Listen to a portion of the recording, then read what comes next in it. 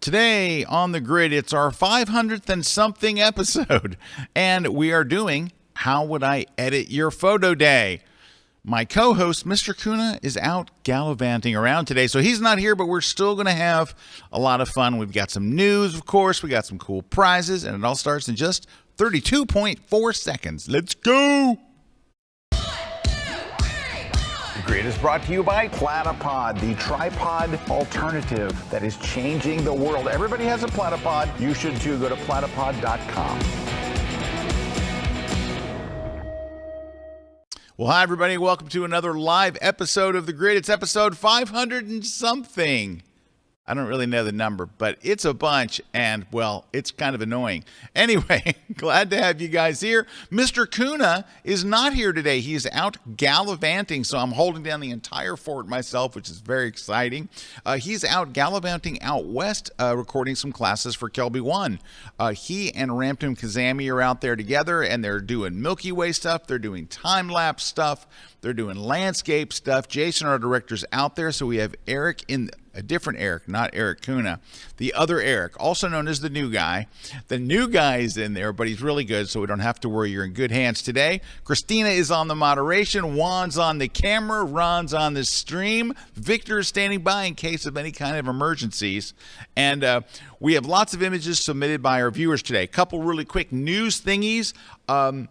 Coming up in just a few days is the visual storytelling conference. How can I say that so wrong? The Visual Storytelling Conference, which is an awesome conference put on by the Educational Arm of the folks that do NAB, but it's for photographers, it's for videographers, it's for anybody that tells their story using a visual medium. And so I'm doing a couple of different classes there. I'm doing the keynote presentation. I'm not the only keynote speaker. There's many keynote speakers, but I'm doing a keynote slot, and it's kind of about the tools we're using now. In fact, I'm going to give you the exact tag here because I'm working on it is adopting your ideas, gear, and direction for where we are today, because there's a lot of us kind of still stuck in a different mindset. We're going to work our way through that. Then I've got a class on creating absolutely killer slide decks. So I have a full class on that, and I put together a really kick-butt class, and I'm really, really excited to present it. This is all coming up in just a few days. I think it's like the 9th and 10th. But maybe they'll pull up in the control room, they'll pull up the Visual Storytelling Conference website so we can look at the dates, and you can go over there and sign up. And by the way, if you go look on my Twitter and scroll back up, a few little bit, and I'll put it up later today, there'll be some links and stuff that you can go to that'll take you right there. So that's coming up real shortly. We have the Landscape Photography Conference coming up next at Kelby 1. That's coming up at the end of this month. That's it right there. So that's March 29th and 30th. Oh, we're going to have such a great time. I hope you can join us. Great signups for this one. I hope that you can join us. We have photographers signed up all over the world. It's going to be a lot of fun. And we got some great instructors, including there's Rampton Kazami right there. He is so good. So we'll be covering everything, the shooting, the post-production, all that kind of stuff. And I've got some classes put together. I'd love for you to come and check that out. We got lots of giveaways today. Before we get to the giveaways, I want you to see something over here on the right side of my desk. I'm going to have to move some stuff so you can see it. I want you to see this. It's kind of hard to see, but this is my Drobo. And I want you to see it because this is the last time anyone's going to see it. So it was at my house. This is the Drobo from my house. And I've gotten off Drobo altogether because of some issues that we've talked about here on the grid before, and I've talked about on my blog and on social media. So I unplugged it. I brought it to the office. I'm going to give it to my editor, Kim, and she's going to keep it at her house so she has access to the images without having to go to an NAS or anything like that. And she'll have it until it dies, and it will die because that seems to be the way they go. So I moved to all new G-Tech drives, G-Tech enterprise level drives. I have two of them. I've got one for the office, but that's just another backup. So I have backup in two different places, and of course I have a Backblaze cloud backup of it all. So that's where we're at. We've got lots of Drobos around that aren't plugged into anything, but I wanted to show you. Goodbye, Drobo. Bye, Drobo. That's it. I'm done. Burn me once, shame on you. Burn me twice, shame on me. I'm getting out before something bad happens. All right, giveaways. We have the Platypod multi-accessory kit that we're giving away today. That's it right there. So we're giving away one of those. We are giving away a copy of my travel photography book. The actual printed copies are here, and they should be. They're not. Are they in Amazon yet? Oh my gosh, a few more days. So just the shipping and stuff has been just horrendous. But anyway, my publisher has them in stock. If you want to buy the print version today, go to RockyNook.com. If not, they'll be in Amazon in a few days. We're giving away a copy of my Lightroom Classic book from my friends at Peach Pit Press. That's my big, thick monster Lightroom book. It is the #1 bestseller. Woo! And we're going to give away a copy of one of the best photography books I've ever written. And I'm not just saying that. Joe McNally's The Real Deal. One of the best photography books. And I've got a lot of these. People will buy me, and it's very nice. Like for the holidays, friends and family and other photographers will buy me photo books. That is one of the best photo books I've ever seen. Joe is one of the best storytellers that you will ever find. He's not just through his pictures, but through his words and through when he speaks publicly. Oh my gosh, he could speak about anything and make you cry. He's incredible. He'll make you laugh. He'll make you laugh. He'll make you cry. He'll make you kiss $20 goodbye. Anyway, go check out his stuff. Okay, let's get to work. So on How Do I Edit Your Photo Day, I put out a call yesterday for viewers to send me photos, the raw photo unedited, and I'm just going to take you through the process of how I would edit it. All right, so that's what we're going to do. So a bunch of people have sent them in, and I can't get to all of them. So many people send in images, but I picked a few to work on today, so let's go. I'm in Camera Raw. It's the same as Lightroom's Develop module. It's the same sliders that do the same thing in the same order. So the fact that I have it open in Camera Raw, do not let it throw you. Look on screen and you can see it's the same sliders. Look, it's all the same stuff. So don't let it freak you out. Just this is the Develop module of Lightroom. So don't let it throw you. All right. So a good thing is we're starting with a good picture. It's nice and crisp, and it's Thunderbirds. We like Thunderbirds anyway. Okay. So the first thing I would probably do is this was shot with a 100 to 400. Now, you guys have heard me talk about this. A 400 ain't close enough. Here's why. Look on screen. That's why. A 400 doesn't fill the frame. It is not close enough. That's why when I went and bought a lens to shoot aviation, I got a 600. You know why I got a 600? Because I went out with a 400. And I thought, that's not going to get it done. It really isn't. A 400 is just not enough, all right? So first thing I would do is crop in to a 600. So let's do that. Let's crop way in. Now, with things, there's a cropping rule when you have like an animal or an athlete or a plane moving. You want to leave space for it to move into. So I'm pulling it back a bit, something like this. And look how much better this image is once you crop it in, right? That's the image that you want, and that's what you get from a 600. You can actually even get closer. In fact, we could probably crop that a hair closer without, you just got to leave room for the jets to move because it's a psychological effect, but it's a real one. Maybe even a little tighter like that. There we go. Now, the thing that when I first look at this, the very first thing that I think of is, and the Thunderbirds are a little tricky just in general to shoot because they're white. And you lose a lot of detail. And so, like, you see the detail over here where there's shadows and stuff, but right here it's just like solid white. So the first thing I would probably do is just pull back the highlights a bit so you get some more detail back. There you go. You're getting a little more detail back in the plane itself. All right.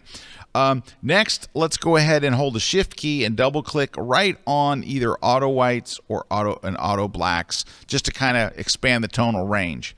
Now, all we've done so far is we cropped it, we lowered the highlights, and I held the Shift key and double-clicked auto whites and auto blacks. When you hold the Shift key, you'll see the words auto shadows, auto whites, auto blacks. So I just click there and click there. So just what we've done so far, let's look at the before and after. All right, that's just, we did like 2 clicks, 3 clicks. But look, you can see you've got more detail in the plane. The colors look richer. Everything looks kind of rich. So What else would I do? Well, traditionally, to bring out detail, I'm going to add texture. So I'm going to grab the texture slider and drag it to the right a bit. And if I go, say, let's just say I go 40 with the texture, which is quite a bit, I do half as much clarity. So I would go to maybe 20. Now, the clarity does kind of grunge things up a little bit, but it also makes metal shiny. So I do like that. And no need for dehaze. It's pretty good. No need for vibrance. The colors are very vibrant. If you wanted to add anything, you could add a little contrast. But that's looking pretty good. Now let's look at a side-by-side here first before we go any further. So it's just more detail in the jets. The color of the sky is a little better, and it's sharper and crisper because you're bringing out the texture. Now, I would take this a bit further. Let me just toggle back through to seeing just the after image, okay? I would take this one step further. I would have you consider this. So to the photographer, Steve, his name's Steve. Steve, I would consider, just consider going to this next step. Oh, first, let's go ahead. I always turn on the optics, so make sure the profile correction's on. It is on. Okay, so that's good. Make sure it's on because if not, you'll have darkening in the corners and stuff. Let's open it up, and we're just considering this, Steve. It's not a done deal. Go under the image edit menu and choose sky replacement. Now, it may not look great. You may have to find the right sky, and you want to use your own skies. Don't use Adobe stock skies. Ooh, that's not bad. That's not bad. That's a much more interesting picture. So let's go up. Let me go to here, and we'll try some different skies. I'm not sure I'm crazy about that one. That's not bad. You know what it is? Once you add the clouds, you realize how important it is. Now, I have a tip for you guys that are aviation photographers. One of the most frustrating things, and tell me this isn't true. You know if you're an aviation photographer, this is true. The planes are flying right here.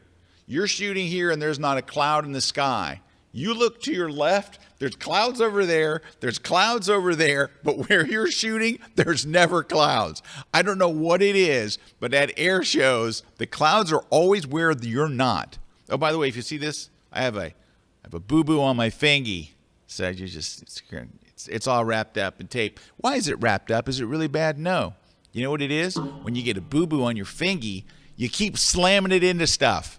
Like you're hitting it, ow, ow, ow, ow, on everything, and it starts to turn red, and also got a boo-boo on the fingy. Just in case you see me waving this finger around. What is that? Boo-boo, fingy. All right, back to our story. So what I do at these shows, when I've got the right lens on it, the right amount, like let's say I'm zoomed into 600, when there's nothing in the sky, go and shoot those skies. Go and shoot the ones at the left, go shoot the ones at the right. And of course, the best clouds will always be directly behind you where no plane is flying. Turn around and shoot those. And then you've got a big folder of skies that are at the right, like you're shooting at 600, shoot them at 600. So when you put a plane there, it all looks right. So let's go look at a few more skies here. That one I originally started on looked pretty good.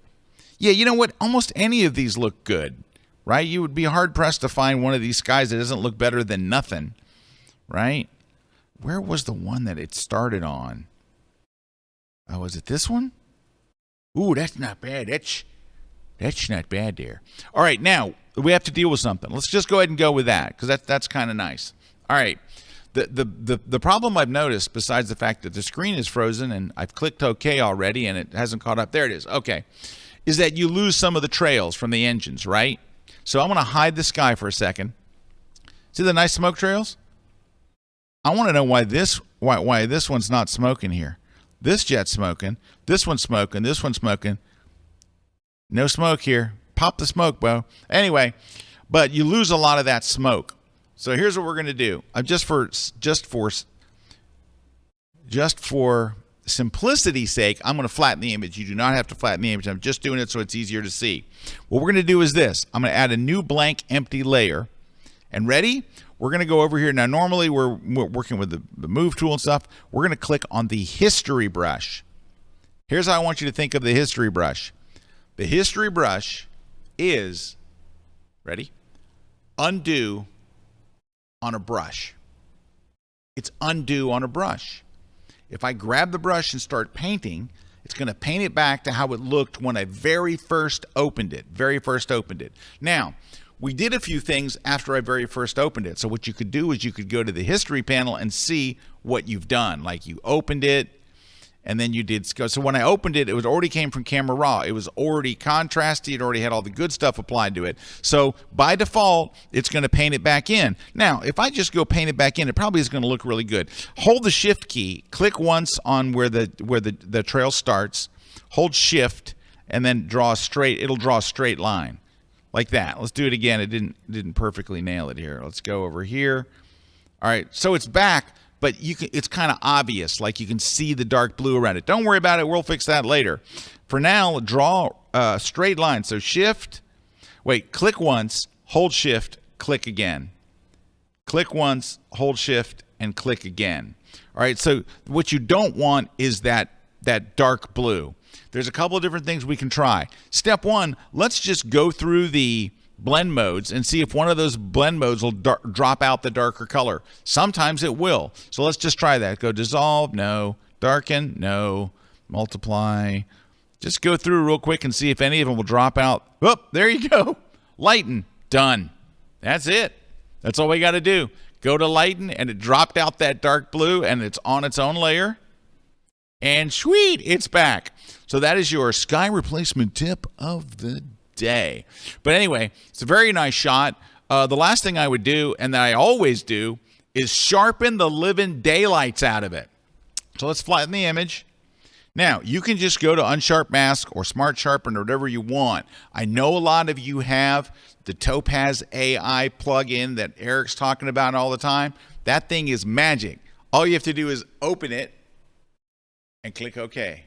So let's do that. Filter. Topaz Labs, there it is, Topaz AI Sharpen. It uses artificial intelligence from robots that are designed to steal your job. And give it a second. And, ooh, look how crisp that is. Oh, that's so crisp. And you just click apply. That's it. That's your sharpening. It does all the thinking for you, and you've got a really nice, look how sharp that is. Come on. Now, kudos to Steve here, because he nailed it. So his focus was right on the money. Now, let's go compare that to the original image. So let me go get the original image. Let's just go and reopen that again. And let's reset it to its default settings. So that's the original image. Can we just, well, I want to keep the cropping though. So let's go back. I want to keep the cropping, but we'll turn everything off so you do get a, let's reset this panel. Let's just reset the whole panel. All right, and what else do we add? Anything else? The geometry, the optics. All right, so there's your original cropped, and then there's our finished photo. Now, I'm not sure that's the perfect sky, right? Every sky that we tried looked good, so you just have to find your. But anyway, a good photo, and thank you for sending that in, Steve. And you know, it's not bad like it is right there. I don't see anything wrong with that with no sky. I would just consider giving it that extra boost. And in the aviation photography world, you know, they're usually going to lean towards the photo that has an interesting sky rather than just a solid blue or worse, the gray sky. Hey, just a couple of quick shout outs today. Mike Litke says it's great day. It's grid day. Claudia's here from Toronto. Susan's here from Montreal. Kathy is here from Rosamond, California. Bright and sunny spring day. Michael's here from sunny Albany. Ooh, it's sunny everywhere except for in Zambia. Turgay says hello from a very rainy Zambia.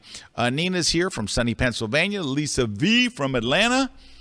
The ATL, Carmen's here from Redding, California. Fernando is here from Brazil. All right. Hello from Belo Horizonte, Brazil. Thank you for being here, Fernando. Patricia's watching from North Florida. Lori's from Newfoundland.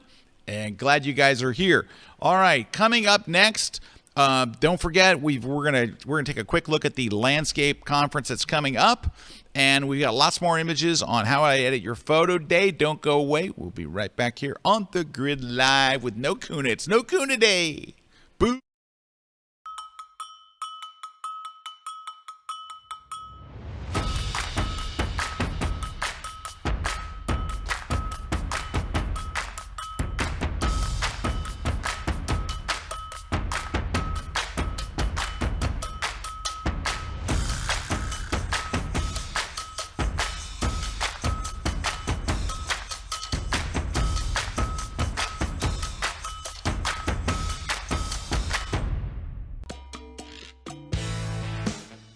All right, I love Lightroom as much as anybody. Lightroom is awesome. It's great for making things brighter and darker and changing the color, changing the contrast. It's great for doing more of the stuff that you do in your camera.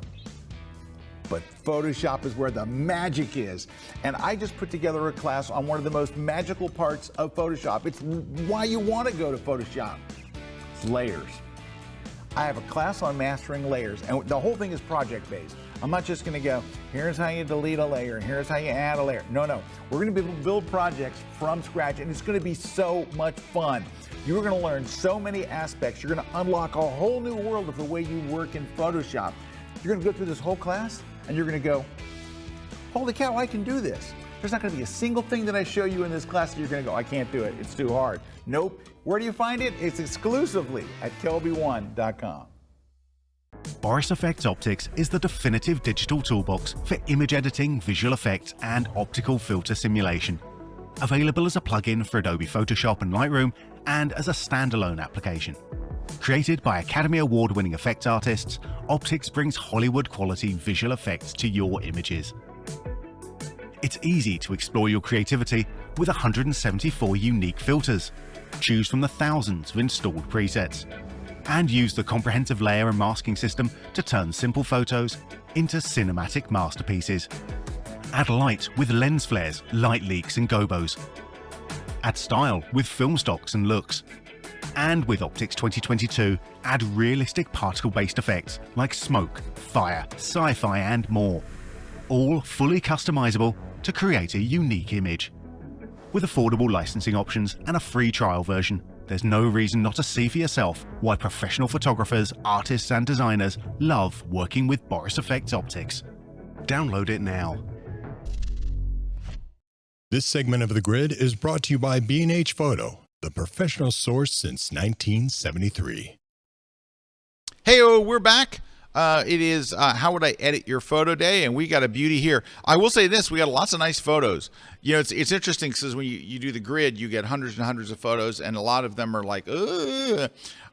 When we do this one, like the quality of the photos is much better. I should switch them up. Anyway, we start off, this is a very nice picture to start off with here. This is a flower shot from Andrew, and of course, I think just we'll start off by cropping it, right? So let's get in on the subject. Nice and tight. And maybe off center a little bit so we're not like so, you know. Maybe something like that. I don't want a whole bunch of emptiness, but, you know, there we go. Okay, so it's just a lot more dynamic like that. Let's start off by changing the profile up here to landscape, which usually makes things look a little better. Oh, what it did, it made the colors a bit more vibrant. Let me just see if you can see. Look at the difference. Can you see that? It's the colors are more saturated. There's a little more contrast. That's just kind of nice all the way around. Let's go make sure we have our profile corrections turned on. And I don't know what kind of lens this was, or camera this was taken with. It was taken with a 55 to 200. I'm just going to guess Nikon. So it is just a guess, but we'll get something close. I didn't do a whole lot, so not a big deal there. But up in the basic panel, if you're not sure where to start, and I would always say, you know, in the old days, don't do this. But it's gotten so much better now that it's okay to hit auto and see what happens. It moved a whole lot of sliders and didn't do a whole lot for the photo.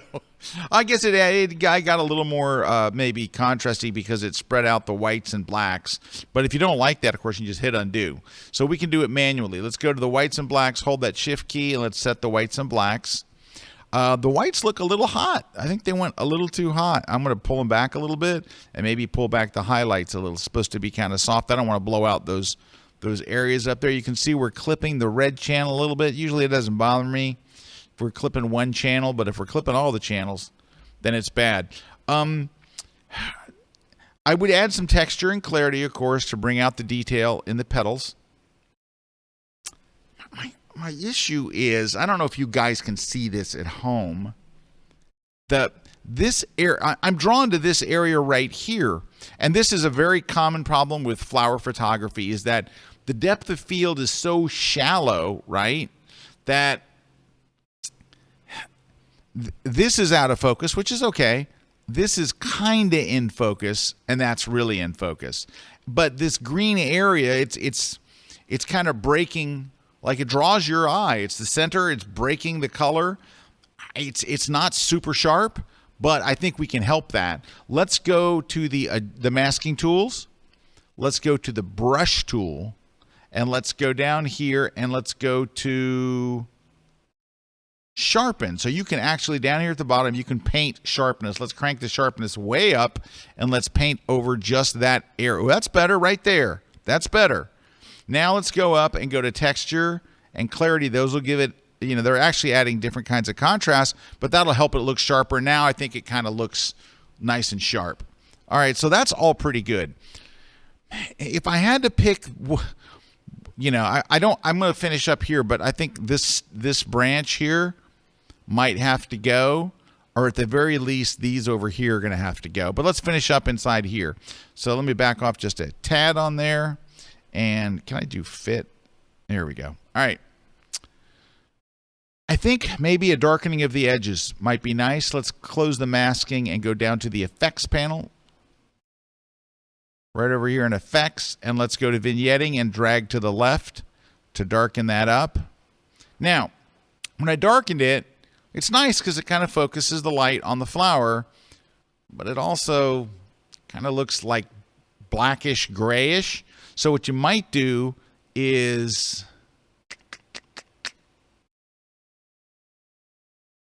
not do that. Let's undo. I have an idea. Let's go to the masking tool. Let's add a new mask, and let's make it, create new mask, the radial gradient. And let's put the radial gradient around the flower. Then let's hit invert. So it's because right now if I darken things, it's going to darken the flower. Boo. Let's do this. Let's hit invert. This little icon right here, invert. So now when I move the sliders, it doesn't affect the flower. It affects everything outside the flower. So then we can darken the exposure. And you're saying, well, that kind of looks like the vignette you put on it before. Yes, it does. However, there is an advantage. The advantage is I can go down here to color and add green into that. So it doesn't look gray or black. It looks green, and it looks kind of more fitting with what else is there. So when I go back here, you can see that vignette is green instead of being black, so it looks a little more natural. And of course, we can always go back to that mask and resize it if we want to. It might be a little larger than we need. We can also rotate it. Woo! There we go. Now that's a flower mask. It's also probably a little darker than we need. You go a little more subtle with it. But at least that greenishness kind of helps the image. There we go. All right, so this is looking pretty nice. Let's go ahead and open it, and let's see about getting rid of these distracting things over here. I don't mind these leaves, and you might even want to keep this one. I think I would probably get rid of it. I want to believe that there is a branch here. So let's just see. This is not going to be fun to get rid of. Let's try, just for fun. Let's make a lasso selection around this. Actually, I might no, you can't get rid of that. All right, let's just go here and see how it does. This could be just awful with content-aware fill. Content-aware fill is either magical or madness. There's nothing in between, and I don't need all of this here. Okay, let's just try it. Let's just see. Maybe it'll do part of the job. Give it a sec. It wasn't great, but it wasn't awful either. So I will often go clean up the content aware using the patch tool. So the patch tool lets you kind of drag over an area that's kind of funky, drag it somewhere that's not funky, and it kind of cleans it up a bit. And you're smearing a little there, but that's okay. This is a little funky. You can drag it right down here to a clean area without hitting the other one. Yeah, I think it'd be worth maybe doing that. It also might be worth getting rid of this whole thing. I don't know how that's helping. I don't know what this is going to look like either. I think it stays. And then go get actually what I would do is get the quick select tool and select this area right there so I don't accidentally erase the flower, I would put a 1 pixel feather on it to soften the edge just a little, just 1 pixel, and then I can get the rubber stamp tool. I can clone over here, and it looks okay. Whoops. All right, something like that. Well, I just kind of messed that up. But anyway, there we go. Just to kind of clean that stuff up. And let me just show you. Let's go back before we started all that stuff. And that was here. So, and now we're here. I do think it makes for a cleaner image. I did not do a very good job of cleaning it up. You'll need to spend a couple more minutes. I did kind of a sloppy job there. But you get the idea. And then, throw a really nice sharpener. I go to Topaz and throw a sharpen on it. Hey, also, if you want to get this plugin, I think I've got a discount code. It's Rostami15. It'll get you 15% off. So it's ROSTAMI 15. It'll get you 15% off. It's not an expensive plugin. I want to think it's $69, so it'll get you like $8 or something off. I don't know. Math is not my thing. But it's ROSTAMI. I'll write it on screen. It would look lovely on this picture. Oh, it's a great font here. Not that font, but let's, here we go. ROSTAMI 15. I believe that is the discount code. Rostami 15, and I believe it still works. Make it bigger so everyone can see Rostami 15. All right, so put that in there, and you get a discount. But, man, it just does a fabulous job. And I know that Eric digs in because Eric's a little nerdy. Little nerdy. He'll dig in and start going into all the different settings. I'm like, I open it up and I click apply. Works great. Okay, so that's nice. Nice picture, and you can kind of see where we're going with it. Let's go open the original. We can take a look here. I think this is it. We're going to go and set to the default, and you can see where we started and where we wound up. Now, if you feel it is a little too punchy color-wise, easy to fix, go to Camera Raw Filter, go to the basic panel, and lower the vibrance just a hair. There you go. Because sometimes when you're adding lots of contrast, it boosts all of the colors. It's just part of getting more contrast, Steve. You're making the bright parts brighter, the dark parts brighter, and it makes the color a little more vibrant. All right, there we go. Let's go on to another one. Let's take a look and see what else we got here. Give me just a sec, and let's see. Let's go with this one right here. Here we go. And it is it's underexposed by 2 stops day on the grid. Okay, so it has possibilities.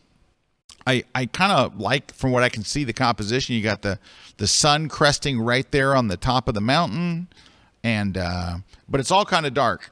I don't know where to start, but I know that I want my profile to be landscape. It's a landscape photo, so you can almost bet on that. And now let's hit auto. All right, well, we can see the photos. It looks pretty good.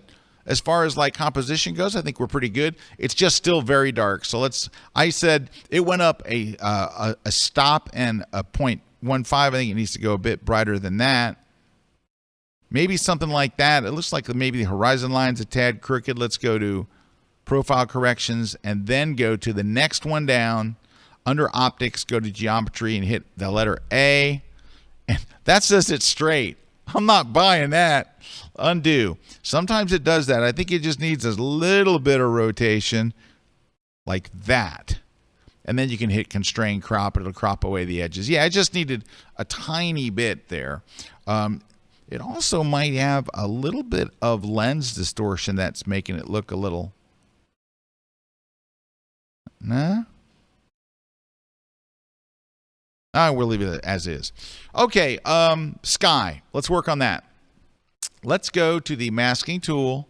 We're going to use the linear gradient. So we are kind of replicating what a neutral density graduated filter would do. So what that is, and I wish I had one here. I have one in my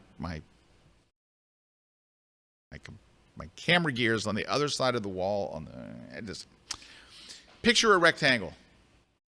Dark on the top, and then it grows to gray, and then it goes to clear. You put that in front of your lens, it darkens the sky, and then it goes to clear. Because if you expose for the foreground, then the sky gets too bright. And that's what we do. We expose for the foreground, and then the sky's too bright. Then we put a filter in front of it. This is going to do the same thing. We're just going to click on the linear gradient. We're going to drag it up here. You can see the red shows you it's really dark up here. Then it gets lighter, and then it's clear. So then we're going to go to exposure and just darken it a bit to darken that sky. Now, it's starting to look like rain clouds. So if that's the issue, you might go over here to color and go towards blue. Put a little more blue in them so they don't look so rainy. They're still going to be dark clouds, but they don't look quite as rainy. And then in the basic panel, let's go back there. The highlights look like they need to come back more. So look at that. I went all the way to 0, which is very common for me to do with a landscape photo. And you can see what it did for the star bright there. That really did a nice job right in there. Let's see what else we need to do. Texture and clarity, of course. Let's crank up the texture. It's a landscape photo, maybe a little bit of clarity. I don't know if dehaze is going to help, but let's go see if dehaze does much. Maybe a little dehaze wouldn't hurt. Looking all right. We're looking pretty good. Still think it could be maybe a tad brighter. We're 2 stops, 2.15 stops. We're getting up there and there. And did we do our geometry and all that?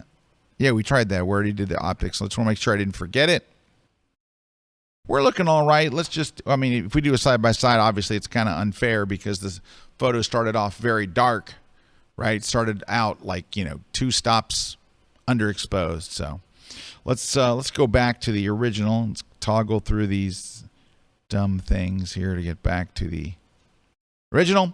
And now, if I was really doing this myself, right, and that's just how I would edit it, I would probably go and add a little kicker here at the end. I would do 2 things. I would go to Filter, On One, and go to On One Effects. And then I would probably go to the Vivid Landscape Collection down here in the bottom. Hit that, and let's back off a little bit.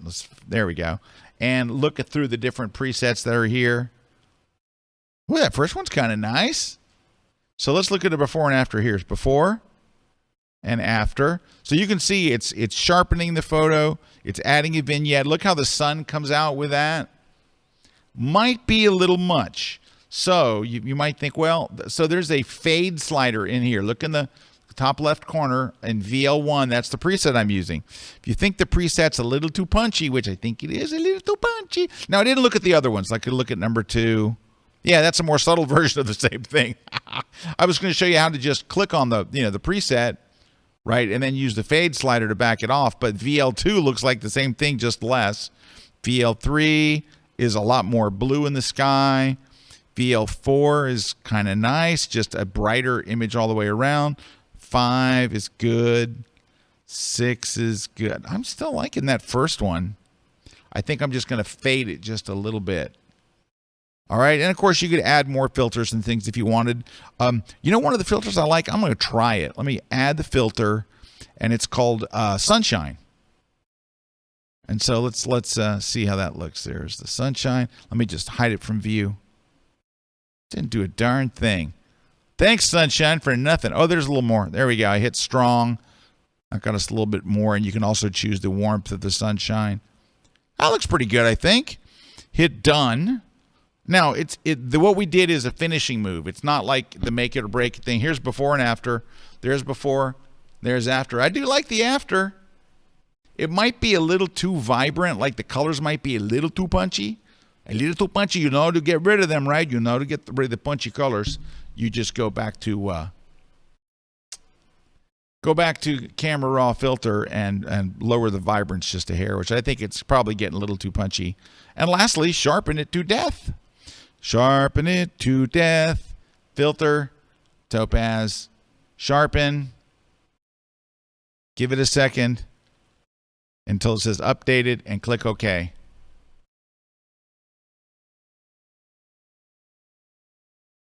And give it, there you go. And let's see if you can see a difference between there. The sharpening, yeah, it's a little sharper. Oh yeah, definitely here in there. And so that would be our finished image.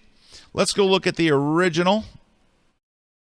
And it was back, and it's kind of not fair because, you know, it was underexposed. So he took a good picture, right? It's just, it was a little bit too dark. But you can make so much more out of it with just a little bit of post-processing.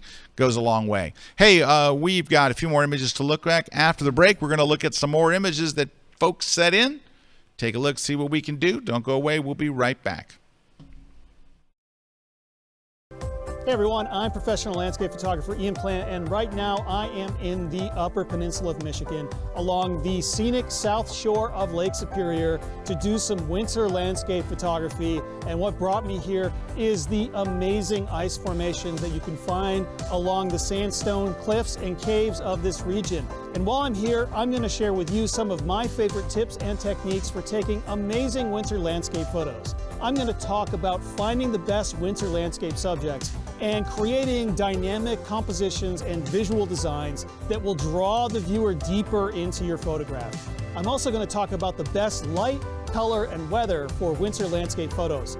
And I'm going to discuss the practical aspects of successful winter landscape photography, making sure that you've got the right clothing to keep you warm and making sure that you can keep your gear safe from the cold weather. And we're going to take this from abstract theory to practical application. I'm going to take you with me along on a few photo shoots inside some of the ice caves up here. So join me for my latest class over at kelby1.com.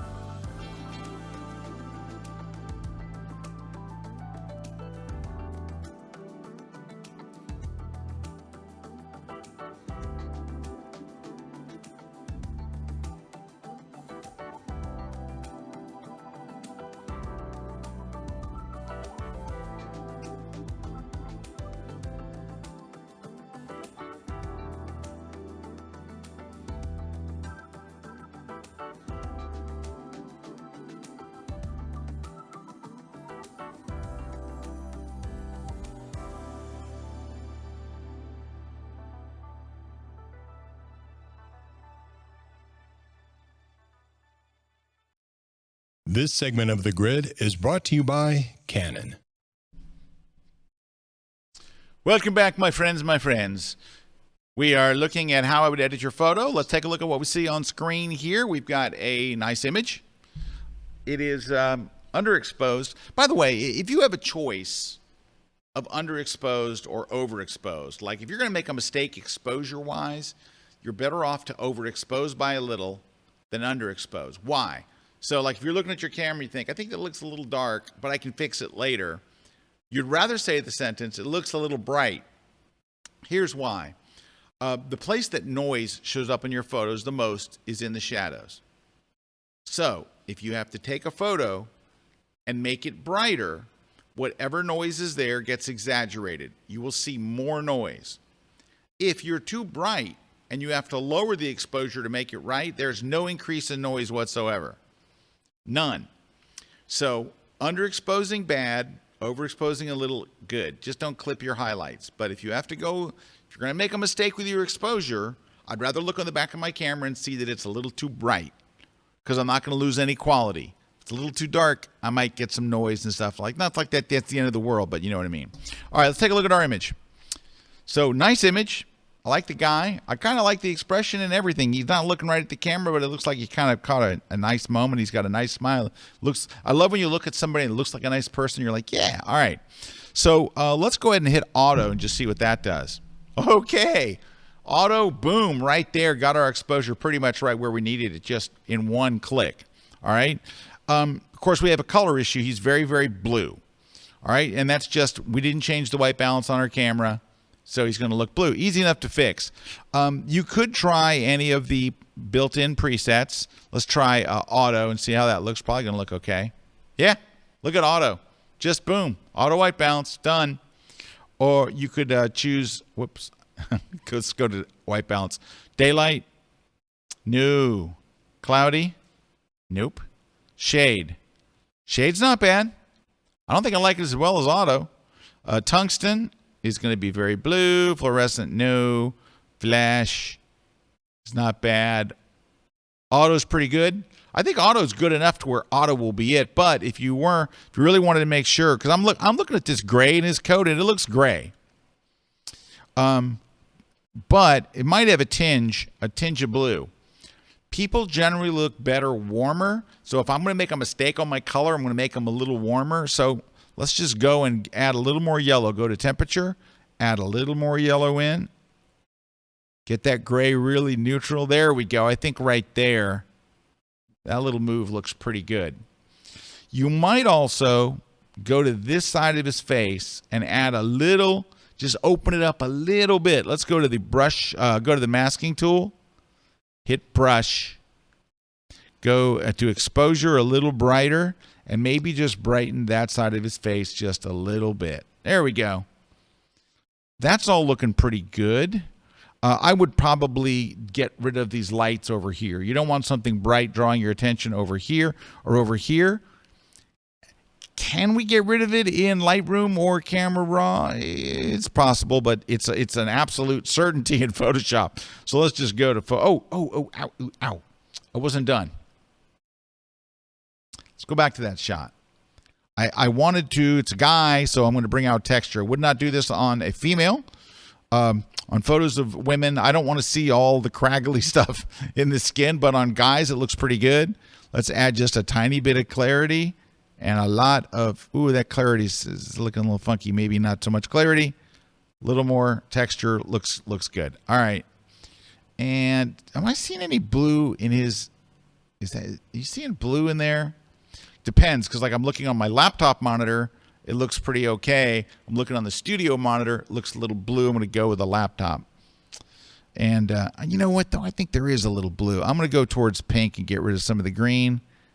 And a little more. There we go. All right, let's hit. Anything else I need to do here? Let's make sure our optics are, profile corrections turned on. That's good. And open the photo. Now we can get rid of this distracting stuff in the background. Let's get the healing brush. Let me make the brush a little larger using the right bracket key on my keyboard. And let's just go over this whole thing because it's not helping our photo. And just kind of clean up what was left over. A brush stroke here. A yabba dabba do there. All right, let's get rid of these little extraneous lights over here. Going to be a little trickier right here in his glasses. Let's see how it goes. That's going to go poorly. All right, we'll come back to that. Let's get this one over here by his ears. There's a reflection over there in this thing that we don't need. Get rid of that little reflection and those lights over there. All right, everything, that looks all pretty good. We're going to have to get in tight to get this stuff right here. Now, you can just go in here with the rubber stamp tool, make a very small brush, and just get rid of that right there. And then, while you're there, go get the other side. Oh, that's just poorly done there. Yikes. Let's try over here. I'm looking for a better match color-wise. Let's get a little closer. Try that right there. That's slightly better. Okay, that's just kind of crappy. So do a better job than I'm doing and take more time than I'm doing. There we go. That's a little better. It needs some work. That's probably not the 15-second fix I thought it would be. Maybe it's a 2-minute fix. But still worth doing. You don't want to see that there. All right. He's looking pretty good. He might be a tad underexposed, believe it or not. He might be a tad. Let me make sure my brightness was way down on my screen. He's okay. In fact, now he looks maybe a little too bright. My brightness was way down because I'm not plugged in. That's why. All right. So it's trying to save battery by making me miserable. Let's get to fit on screen here. Anything else this thing needs? Yeah, we got to sharpen him. But outside of that, I think we're pretty good. Maybe you could go and add a little darkening on around the edges. Just to take some of the heat off the edge. The edges aren't helping you any, so go to the effects, drag the vignetting over just a little bit, darken those edges just a hair. So here, let's just see just that. See how it kind of takes the heat off the edges? So that might be a little more. I put 16. My go-to number is usually 11. And watch how subtle it is. But it's there. Yep. Now, if I was really going to be picky, the thing that would worry me about this left is this hot spot on his forehead. There's a number of different ways to try to get rid of it. One is to go to the clone stamp tool, change your blend mode to darken, and then lower the opacity to like 50%. So then we're going to click in a nearby area, somewhere like over here, and then just paint over that, and that will usually get rid of the hot spot. Yep, that did it. Just like that. That's not shiny anymore. So let me show you that. We'll go back before the shiny. So right here, right here. Here's the shiny, and then it's gone. So that, I think I'd probably go ahead and do that. And then, as a finishing move, as always, sharpen him to death. Now, Topaz will look at it. Oh, look at that. Now, that might be, that's nice and sharp. My default is to go sharp, but you might go up here to the sharpen model and say, you know, that's not that blurry. Let's just go to standard. That looks better. And then hit. So you can choose, you know, does it need standard amount of sharpening? Was there motion blur that was causing it? Was it a little out of focus? Was it a little too soft? So you could do it's not really too soft. Now, I just installed a new version of this, and when you do this, it sometimes has to download this model only once. And it's just the sharpening model. It's some kind of a algorithmic smart robot laser death thing. So give it a sec. Yeah, it looks pretty good. And click OK. And that would be our finished image. And let's go look at the original, which would be this. And again, it's not fair to compare them straight up because that one was underexposed by so much. But there you can see those little changes. Hopefully made a good difference. All right, let's move on to another photo. What do you say? What do you say? What do you say? All right, you know, this one's going to be tough. I'm picking a really hard one. I shouldn't. This one's going to be tough. So this looks like we are, in fact, I'm pretty certain we are on the Danube River looking at the Hungarian Parliament House in Budapest, Hungary. And you've got a, I'm looking at it. It's not bad. Let's just go hit auto. Well, first I'll go landscape. Ooh, it looks all better. Hit auto. All right. There is a horizontal image problem. So guys, look, he shot the photo and the buildings are kind of like this. They're going from big down to little. And they are big to little, but I don't know if we're going to be how well we're going to be able to fix this. Let's go to optics and make sure that the profile correction is on. Look how much of the bad vignetting in the corners it got rid of. Woo! So that's the default for me, is to have it apply this optic. And then we go to geometry, and I'm going to hit auto. That straightened it, but it didn't fix the horizontal issue, which is kind of happening here. And I think that right there kind of helps it. But we've got this big gap. Also, sometimes I think it also squished it a little, like it took the buildings and kind of made them a little squishy. So we're going to use the aspect slider to spread it back out. So go to aspect and drag to the left. It spreads it back out a bit. And then if you hit constrain crop, it'll crop away whatever's left over. And so, you know what though? Can I undo that? I'm not going to constrain the crop because I think Content Aware Fill would do a better job with that than just, because I kind of like these little rocks right here leading you into this and kind of going that way. So let's leave that there for now, knowing we're going to fix it in a minute. My biggest concern is, I would say the reason this photo was taken is because you're in front of the this architectural wonder that is the Parliament House in Budapest. I think you want to see more of that. The sky is not awesome, so we could pull back the highlights a bit more and maybe even go and see what we can do with the sky. Let's go to the masking tool. Let's go to the linear gradient. Let's see if we can get a better sky happening here. Let's darken the exposure. Let's add a little blue. Go to the color and add blue into it. So I'm adding some white balance in there. And maybe go to there. Just make the sky a little better. But doesn't fix our Hungarian Parliament House issue, which looks like, here I'm going to do this. Let's add another mask. Create new mask, brush. And let's brush it in. And you're going to need, hold on, that's so sloppy. Let's get the brush. Do I have the brush?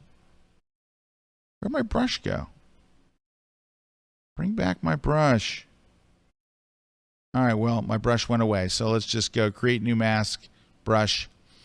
And I'm going to make my brush smaller and kind of paint over this. And as I move down, I need to paint it small, make the brush smaller and smaller. So when I get about right here, I got to hit the left bracket key, make my brush smaller. Maybe a little smaller yet. All right, that's close enough. Okay, so now when I go to exposure, it's just going to affect those areas there.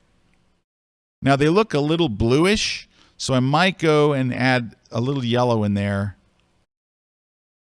Not so I don't want it to look yellow, but I want to if you move away from blue, it counteracts the blue. So I think that looks a little more, regular, and it could use maybe a little more contrast. It looks a little washed out now. Ooh, this is the tricky one. What would I do next? I think you want to see this boat a little more. Create a new mask. Brush.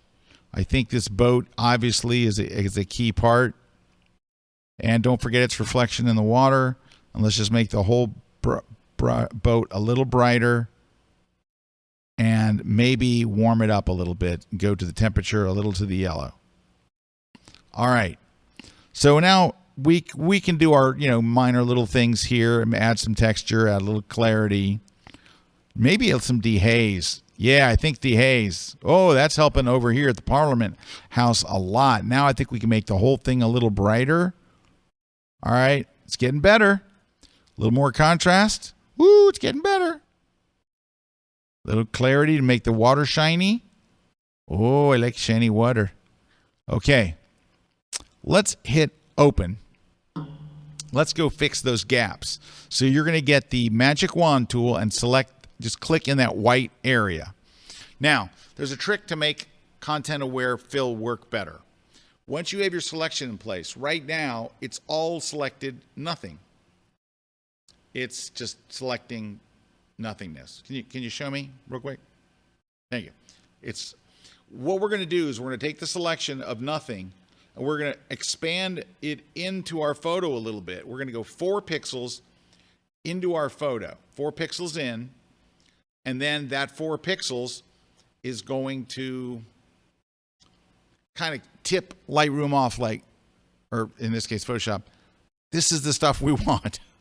It's just a trick that works great. So go under the select menu, under modify, choose expand, and we're going to expand our selection 4 pixels. That's the magic number. Put in 4, click OK, and I'm going to zoom way in so you can see. Let's just zoom way crazy in so you can see what it did. Ready? Watch. Before and after. You see how it tucks into it? All right. That little bit of tucking makes a big difference. So now when we go to fill and we make sure content aware is chosen, give it a second, and I think our results will be pretty good. I'm hoping, because if not, I set up this whole thing for nothing. I have no idea how it's really. I haven't tried it, so we'll see. Yep. That's pretty sweet. Now we have to ask ourselves an artistic question. Do we want the cables there? It's kind of interesting because it leads your eye to the boat, but at the same time, you could say it's ruining the photo. I'm going to duplicate the layer. Let's get rid of it and see, because we can always, if we're working on a duplicate, it's just one click to get back to it. So let's click here and draw a straight line to here. Oh, straight line. Come on. That's not a beautiful job, I can tell you. Okay, that's not good. Let's do this. It's smearing, so we might need the patch tool for this. Let me go get the clone stamp. And what I'm going to do is I'm going to cut a little hole, a little break in the line here. A little break right here. And a little break over here. Let's do the same thing at the top. Let's put a break at the top. And those all look fine, right? So we know the clone stamp tool, if we felt like taking the time, would work. But usually if you put a break in it where it's not touching the edges of stuff, then you can go get the patch tool right here. Drag this over to the right and let go. Woo, look how much better that is. All right, that's the ticket. Let's go get rid of that and move it over and let go. That's it. Yeah, so that will do a much better job there. It's going to get a little stickier down here. We're just going to go very slow and hope it works. This is either going to be amazing or total trash. Somewhere between.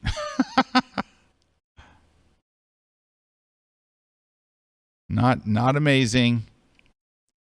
Not total trash. It's going to take a little bit of touching up. Let's try the other one. But this is going to give us a good idea whether it's worth taking these things out. Now, some of you watching at home are like, oh, yeah, that's so much better without the wires. And some of you are watching saying, you can't take out the wires. It was all about the wires, which that you can make a case for that. So I'm not going to. I'm still cleaning up some of this garbage from earlier here. It's kind of nasty there a little bit. All right, so here's with the wires, without the wires. Or cables, with the cables. I don't know. Kind of like it with the cables. It's just, it would be your call. But we're going to leave it at that. And we're just going to go with cables in. Because it does kind of have some interest. I think a better sky would be good, and we got to get rid of the kind of the glow. If you're going to keep the cables, you got to get rid of the glow. It's got a little glow around the edges, and there's a bunch of different ways to do that using the clone stamp tool. Switch. Here's, I think, what I do. Get the quick selection tool and select right to the edge so you can't accidentally erase that. And where the glow is, right near the edge, just paint right over it so you don't see that darker glow. Because there is definitely, the glow's gone. So then you'd have to go in between these two with a smaller brush with a quick select. Make a selection of that area so you can only paint inside of there. You can't paint outside. Go in here and get rid of the glow on this side. And then probably the other side as well. You don't want to see any kind of glow around that stuff. There you go. And so you can see how to get rid of that. So it's a pretty cool picture. I think it's probably way better with the lines. I think the lines kind of add some interest. There's a random bird that looks like dust. I'd probably get rid of that. It would look better with some really awesome clouds. I'm afraid to try it. But just to say we did. Let's go. Okay, not those clouds. We need kind of a sunrisey, sunsetty kind of cloud. There's some sunsets that come with Photoshop. Don't use those. But yeah, see, you could see if you had the right clouds in there, it could be happening. You have to find the right ones. Telling you, if you found the right clouds, woo, that's better. You find the right clouds, you might really have something here. Anyway, but it's a good photo all the way around, and thank you for sending it in. So I dig it. Okay, we're not only out of time, but we're over time. So we're not going to be able to do any more today because we're just over time. Let's see. While I'm about to announce the names of the winners of stuff, in the control room, can you look up the visualstorytellingconference.com so we can pull that up? So visualstorytellingconference.com. There it is, March 10th through 13th. You can sign up for free. You can come and watch it for free. It is business and creativity training for photographers and online video creators. So it's in 8 days, 4 hours, 51 minutes, and 59 seconds. Sign up for free. It's free, and I can. If you go to my Twitter this afternoon, I'm going to put up a link that you can do, and there you go. All right. Jack's got a question. When using Topaz, do you do any sharpening at all in Lightroom? So, Jack, what I do is if it's a raw photo, behind the scenes, Lightroom has already added what's called capture sharpening. It's at a plus 40. So 40 is the current default on, if you're using the latest version of Lightroom. They changed the default a couple of years. It used to be 25. Now it's 40. That I would absolutely leave on, and I might even crank it to 60 because the 40 is very conservative. So that's the only sharpening I would do inside of Lightroom, except if you want to do creative sharpening. So creative sharpening would be, I want you to look over here, so this has to be really sharp. So that's done with a brush. That's like, remember how I painted in on the bud in that Weiser? No, the bud in that the flower with the petals. I painted over that. That's called creative sharpening. I'm trying to draw your eye to this thing, and I want it to be really, really sharp because our eyes are drawn to the brightest thing and then the sharpest thing. So that I would do. But I wouldn't do any other overall sharpening. I'd just go to Topaz. It's going to look at the image and analyze it anyway, right? It's using AI and scary robot stuff. So it's going to look at your image and do scary robot stuff to it, and then it's coming to take your job, Jack. Okay, next, let's get the winners. For the Lightroom Classic book that you see right here. And if you don't win it, by the way, you can go order it on Amazon because they discount it to death. Kathy Rasmussen Larson. Congratulations, Kathy. You won the Lightroom Classic book. Joe McNally's book, The Real Deal, one of the best photography books ever written. Jessica in Michigan won that one. Congratulations, Jessica. The multi-accessory pack for the Platypod goes to Glenna. Ron, you won. Ron Pankey, you run the Boris Optics plugin, which is an awesome plugin. The travel photography book, just not even in Amazon's warehouse yet, but we've got a few of them, goes to Wendy McKinley. And the On1 Effects plugin, which you saw me use in the class actually, goes to Gary Breckheimer. So congratulations to all of you. How do you get your stuff? You email this address, gridprize@kelby1.com. Then we will, confirm that you are really you and ship you the goodies. So there you have it. Congratulations to everybody that won stuff, and thank you to our sponsors for giving us cool stuff to give away. All right. I'm not giving away the Drobo. We have a place for the Drobo. It's not at my house. It's not at my office. Just my personal opinion. Okay. Time for me to go. Don't forget the Landscape Conference coming up here at the end of the month. Don't forget the other one, the Visual Storytellers Conference. My first time speaking there. I'm very excited about it. Thank you all for watching. Hopefully next week, Mr. Kuna will be back from gallivanting around. You know he loves to gallivant. He's constantly gallivanting. So hopefully he'll be back from his gallivantation. So that's a new word. Christina liked that one. Anyway, good job to Eric, who was switching the show there. He's been thrown into the switching role, thrown into the hot end of the fire as opposed to the freezing cold end. We'll see you guys next week. Thanks very much. Take care, everybody. See you next Wednesday.